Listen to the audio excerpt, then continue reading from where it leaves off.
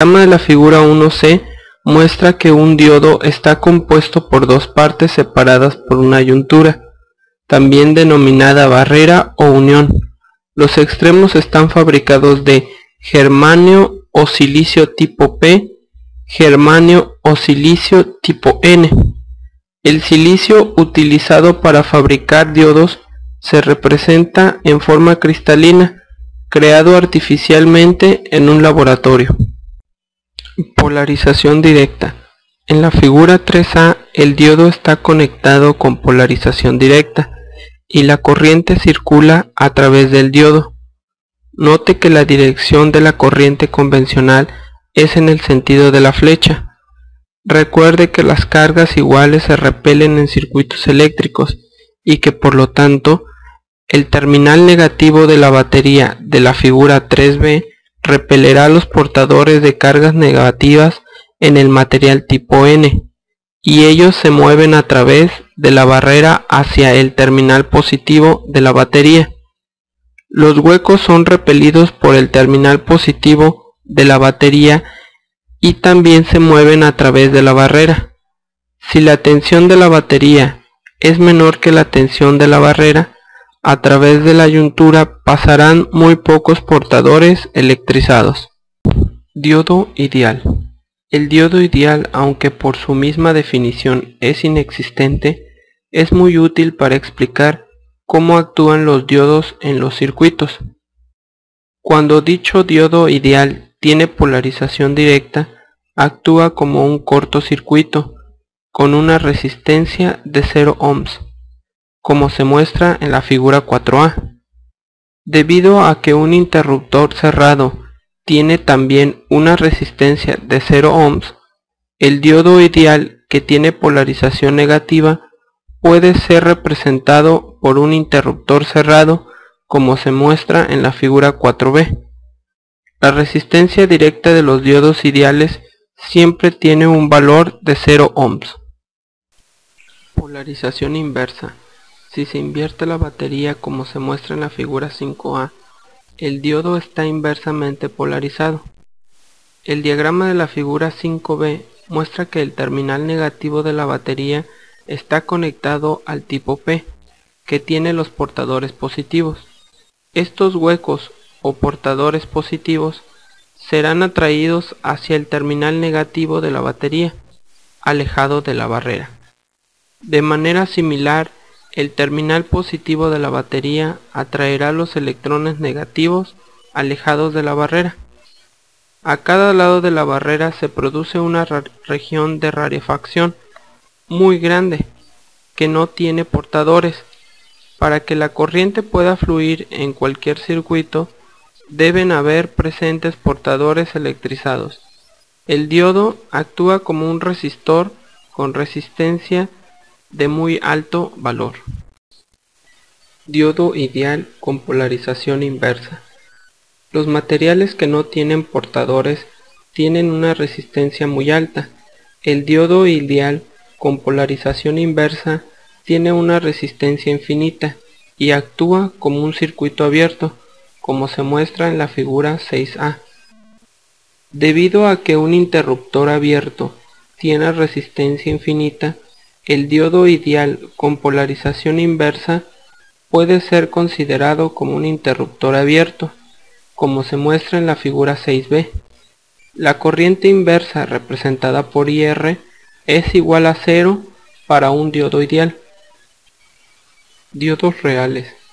Hemos incluido el diodo ideal porque es muy útil durante la explicación de la operación de los circuitos.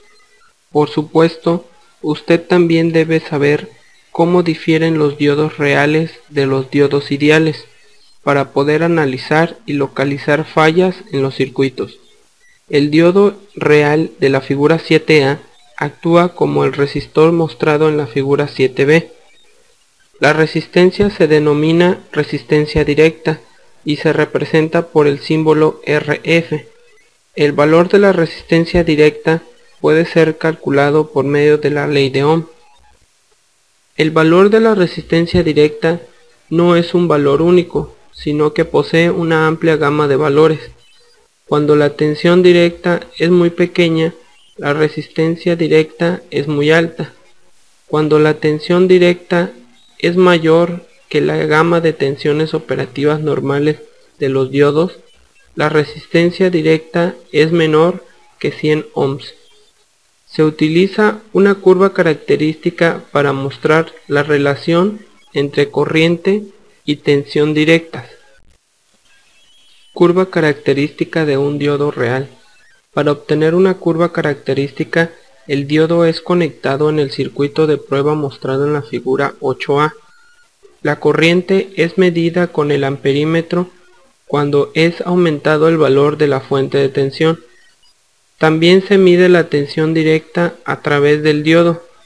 Estos valores son graficados y se obtiene la curva característica mostrada en la figura 8b. El diodo como rectificador. Un uso muy importante de los diodos semiconductores consiste en cambiar corriente alterna en corriente continua mediante el uso de circuitos rectificadores. Se utilizarán diodos ideales para explicar cómo operan los rectificadores. El circuito rectificador más sencillo es el circuito rectificador de media onda, mostrado en la figura 1. Durante el primer semiciclo de la tensión sinusoidal de entrada, la polaridad del generador es positiva en la parte superior del símbolo del generador. Esto significa que el ánodo del diodo está conectado al terminal positivo de la fuente de tensión de corriente alterna y que tiene polarización directa. El diodo ideal actúa como un cortocircuito y la fuente de tensión está conectada directamente al resistor de carga RL.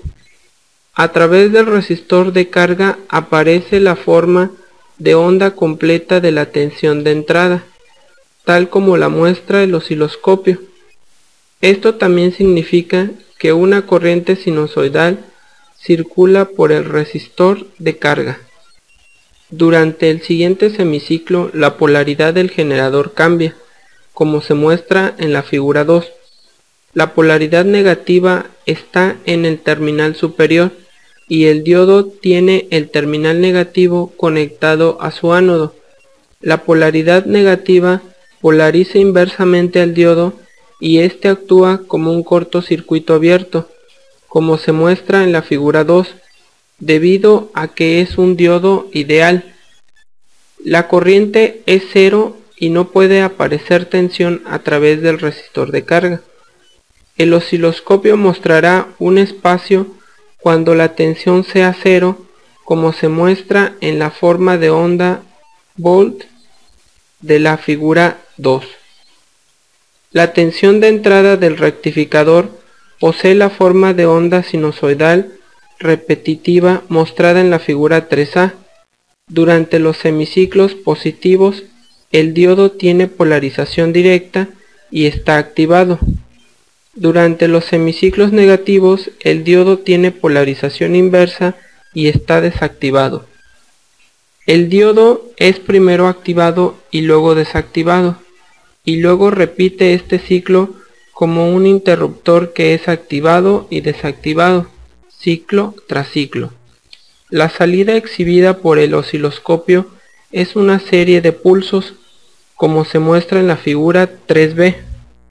Si el diodo es ideal, la tensión de pico Vp de la forma de onda de salida tiene el mismo valor pico de tensión que la onda sinusoidal de entrada. El voltímetro de corriente alterna de la figura 4a es usado para medir la tensión de entrada sinusoidal del generador. Los voltímetros comunes de corriente alterna son calibrados para proveer valores precisos de tensiones si la forma de onda es sinusoidal. Si la forma de onda no es sinusoidal, los valores indicados por el voltímetro no serán precisos. El voltímetro de corriente continua de la figura 4a está midiendo la tensión de salida, la cual es la serie de pulsos en la figura 4b. Dado que los pulsos de tensión son todos positivos, La corriente en el resistor de carga circula en el mismo sentido y es corriente continua. Un voltímetro de corriente continua indicará el valor promedio de dichos pulsos, el cual es representado por la línea punteada. Transistores. Los transistores, al igual que los diodos semiconductores, están hechos de cristales de germanio o silicio. En un módulo anterior hemos aprendido que los diodos poseen una yuntura PN. Los transistores, sin embargo, poseen dos yunturas PN, como se muestra en la figura 1A. Los dos tipos de transistores son NPN y PNP, como se muestra en las figuras 1A y 1B. También se muestran los símbolos para los dos tipos de transistor. Note la diferencia en el sentido de las puntas de la flecha en los dos símbolos. Estas puntas de flecha apuntan en el sentido de la corriente convencional. Los alambres de conexión en el cristal son denominados emisor, base y colector. Debido a que el transistor tiene dos yunturas PN, puede ser representado por dos diodos conectados, como se muestra en la figura 2A. En la figura 2B se muestra el modelo de diodo para el transistor NPN.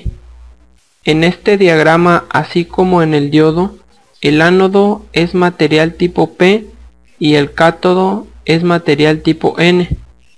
La punta de flecha en el símbolo del diodo apunta desde el material tipo P hacia el material tipo N.